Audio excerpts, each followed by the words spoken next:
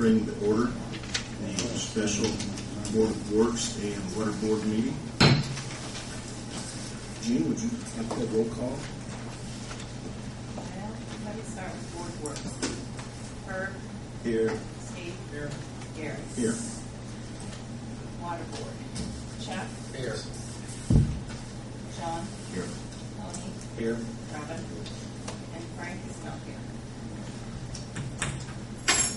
And I'd like to introduce Mr. Andre Riley with Unball Associates and Mr. Dave Frederick. And, what we're here for this evening is a review of what Unball Associates has looked at based on expenses and costs through December of 2008 and where we stand now and with what improvements we would like to make in the future. There's some things that may be deleted or adjusted because it all affects the water and wastewater rates. Andre, would you like to start, please? Thank you, Mayor. Board. My name is Andre Riley, and I'm here with Dave Frederick. We work with Unball, and the mayor has engaged us to do a financial analysis of both the water and sewer utilities. Basically, within that analysis, to review to see if your revenues are sufficient to cover your costs of operating your utilities. I think Don passed out two presentations. They're a little bit thicker. It has our logo and table of contents. If not, they're up here, and I'll pass them out later. But they're a little bit thicker. What I'm going to go off of is the handout that says Greensburg Water and Sewer Utility Financial Analysis. Basically, I'll start off with the water analysis first, and then do the sewer second. I guess to start off, I'd probably like to go over the historical or sort of where you've been, leading to where you're at, and then potentially where you're going to go. So, historically, on page 3, you can see the historical income and expenses, basically for the 3 calendar years, 2005 and 2007, and then the test year ended March 31st, 2008. So this is a little bit, these numbers are a little bit dated in a way that, if need be, we can adjust them. And as the mayor said, we did look at December 31st, 2008 numbers, and they weren't dramatically different or materially different than our test year, so we didn't adjust our test year for those numbers. And as you can see, starting at the top, moving left to right, you can see that your operating revenues over that time frame have increased steadily. And that's generally due to a 3-phase rate increase that started in 2005 and the last phase going in September of 2007. And you can see down at the bottom what those increases were. Also, moving down to the next line, the operating expenses, they did bump up in the last 2 periods. And that's generally due to some increases in salaries and wages. Contractual services was a big increase, and that was mainly due to the Honda project, and also benefits went up as well. We subtract out the operating expenses and come up with net revenues, and you can see that they've gone down a little bit, and that's mainly due to the operating expenses.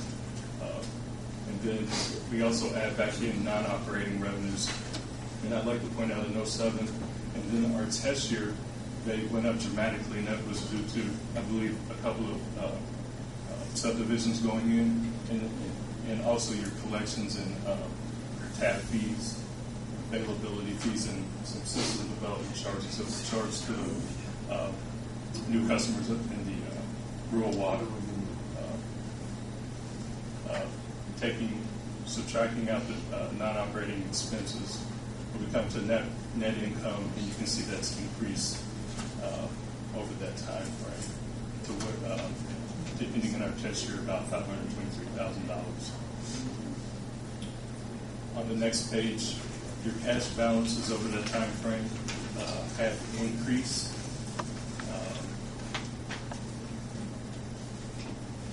Been operating at keeping your costs down and just managing your operations pretty good.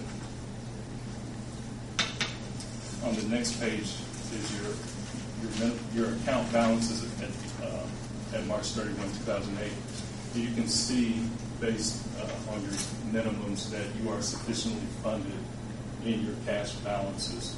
And the minimum is based on bond covenants. You have 3 bond issues, 2 with the Honda project and 1 outstanding before that. And within the bond ordinance, there's covenants that you should have a certain amount of monies in those funds. And so, as you can see, that you are sufficiently funded in those accounts.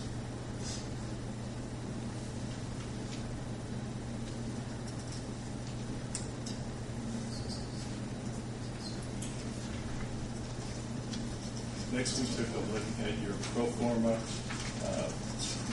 operating expenses. And for the 12 months ended March 31, 2008, you can see that they were about almost $1.6 million.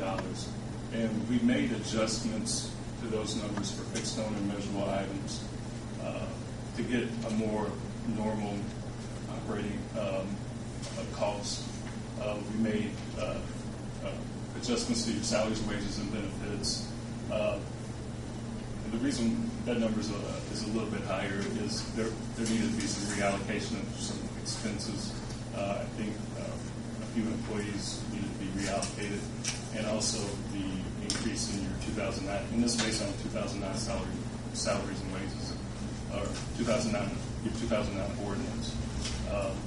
We also made adjustments to purchase power, insurance, and we also added in an inflationary factor for any unforeseen items and also inflation. And so we come down to pro forma operating expenses of about $1.7 million. And that's your operating costs, a normal year's operating costs. Now, if anyone has any questions, I think it'd be better if we ask them as we go through them, right? Yeah, you can ask it as we go along. Do you have any questions on any prior pages? Just okay, Andre.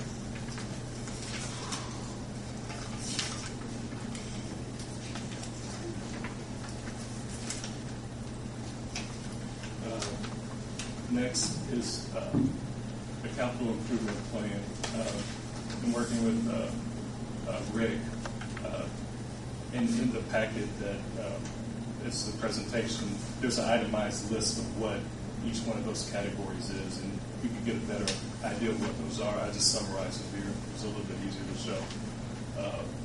Water-only improvements, starting at the top, and then shared improvements. There were some shared costs that you would also have with the sewage works, and those were split 50-50 to come up with total improvements that would be funded through rates. Any capital needs, as your system gets older, there's things that are going to need to be replaced, and they put together a plan to do this, a 5-year plan.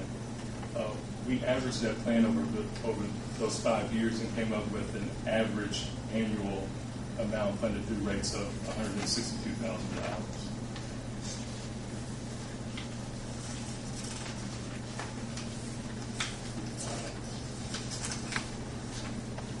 Next, we use sort of a net revenue requirements method as far as to see if there's any rate adjustment that's needed. And starting at the top, we have the operating expenses that came from the pro forma cash operating expenses back on the prior page of $1.6 million. Moving down further, phase